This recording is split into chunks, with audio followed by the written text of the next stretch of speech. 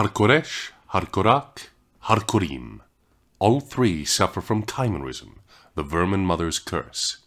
Each and every Harkor is a pair of twins, one male and one female, fused together at birth. But what happens when the fusion fails? Ashorak.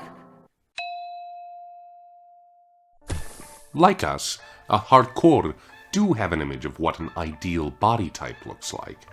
The Vitruvian reptoid, if you will, has 5 perfectly symmetrical eyes and a pair of antennae that are long, sharp, and curved. Its thorax is well sculpted, lined with powerful muscles and evenly segmented. Its 2 tongues are forked just so, its teeth perfectly arranged and equal in size, and its fingers are free of any imperfections or blemishes. Obviously, they do not look like this, and never will. The condition of the Harkor bears a striking resemblance to humanity's man-eater drive and the Skitagor's fusion, and not for naught. This is Hashorak's curse of unity, or blessing, depending on whom you ask. The Harkor do enjoy immense size, strength, and longevity, and even the diminutive Harkorim are heavier than 3 grown men. Their duplicitous nature and infighting are the flip side of this gift, for every Harkor is an island. Among those Harkor who did manage to reach adulthood unscathed, there are 3 common types: the long arm, the forearm, and the 6-arm, or sixer. The long arm is the most common by a significant margin. They possess 10 limbs, the pedipalps, claws first, and 3rd limbs, and thumbs on their 2nd set. Their arms are much longer than their claws, and longer than those of the other types, hence the name. They usually have normal pedipalps, though pincers are not rare. Among the Harkorak in particular, upside-down pincers resembling tusks are common. This body type is ideal, but being as common as it is, it can be considered less of a boon and more a lack of a bane. The forearms make up about 1/3 of the Harkoresh population, and between 1/4 to 1/2 of the Harkorak and Harkorim. Their 3rd set of limbs possessed thumbs and fingers, and their primary arms are shortened. In Alaith, they are held in lower esteem than the long arms. Most end up leveraging their increased dexterity to become skilled workers, whether as weavers, apiarists, or smiths. The sixer is the least common of the standard types, straddling the line between healthy and visibly defective. All Harkor of this type possess rounded, swollen antennae, in addition to unnatural coloration and strange fur or carapace patterns. They often have oversized abdomens and short legs, leading to an awkward gait. The Harkorim and Harkorak of this type are particularly unfortunate, as the claws assist them in hunting and socializing. They also play an important part in Harkorim reproduction.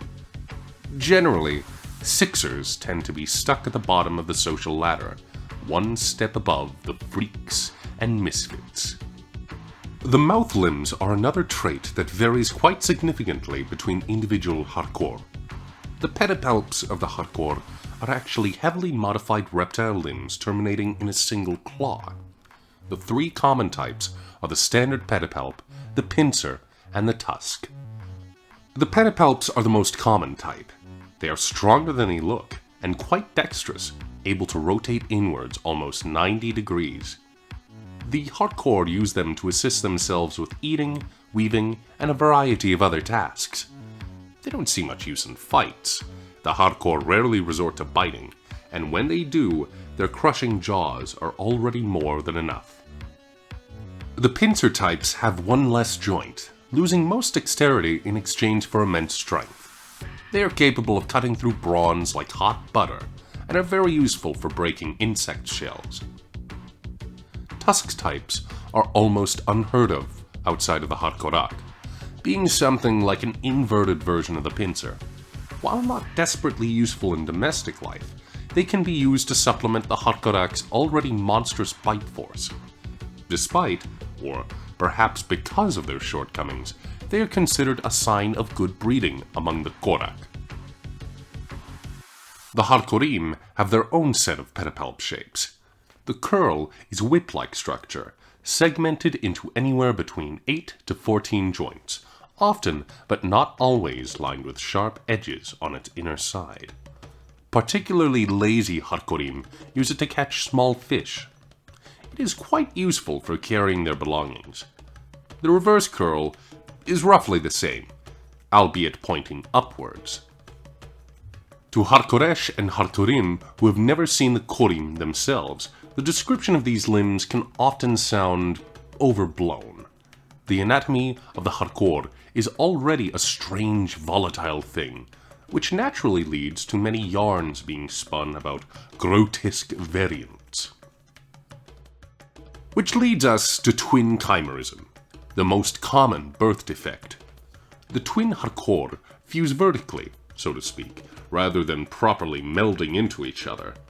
This leads to the creature being split into two parts, one male and one female.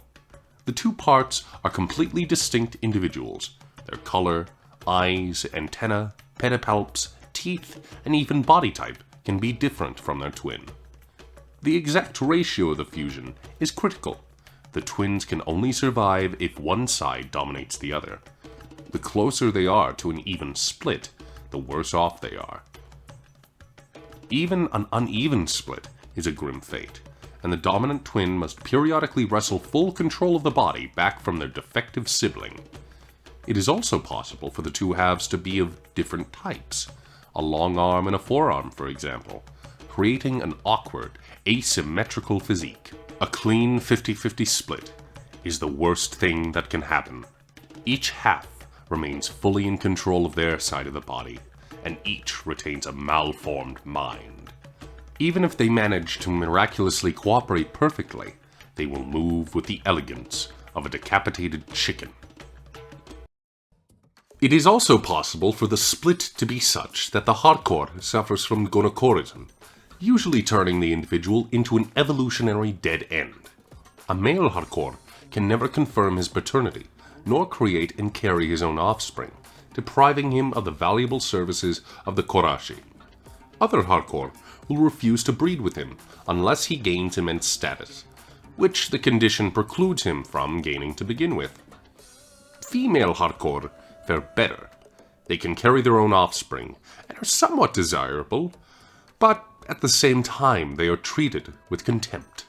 After all, they are effectively half-eunuchs.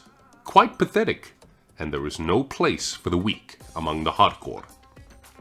A less common form of chimerism is the patchwork, a condition where the second twin's body can be seen, but fails to form a continuous whole.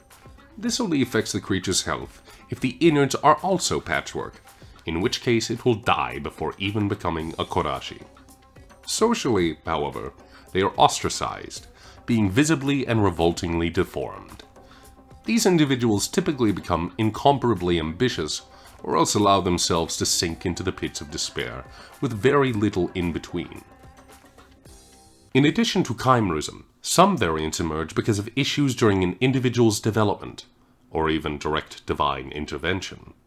These include the diminutive man-born, the slithering Grimorphos, and the alien true Harkor, as well as abominations like the Korkor, Manticore, and the Death Face. But that's a story for another time.